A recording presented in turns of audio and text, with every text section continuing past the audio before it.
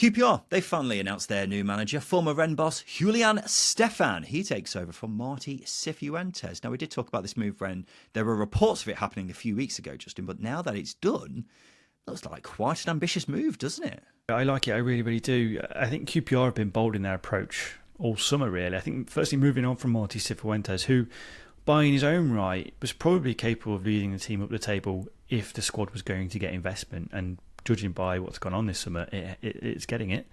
But they moved on, brought in someone who, by track record in France of developing players and having success, is probably an upgrade. So I think it's very ambitious. I do like it, but he does need players. Charlie Kelman, reports would say that he's staying. He had a very good season in League One with Leyton Orient. Jimmy Dunn, I think, is phenomenal business to renew his contract. How the hell have they done that? I don't know. It's honestly astonishing, but you can only imagine that he's buying into a project that's been sold to him at QPR, because could have gone to Sheffield United, obviously, if Chris Wilder was there. He probably would have. There was talk of it. And then you've got Kwame Poku as well, who's had everybody linked with him. Even I've fancied him at one point. Yeah. Stefan's managerial CV is rather impressive. At Rennes, he did exceptionally well, and then did well initially at Strasbourg. And we've had a few managers appointed this summer who are more or less complete unknowns.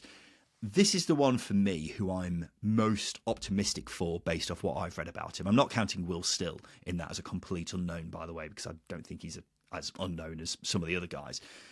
But I have been very impressed with QPR's moves in the last fortnight, getting in Stefan, as you mentioned, Jimmy Dunn. I don't know how they managed to get him to stay.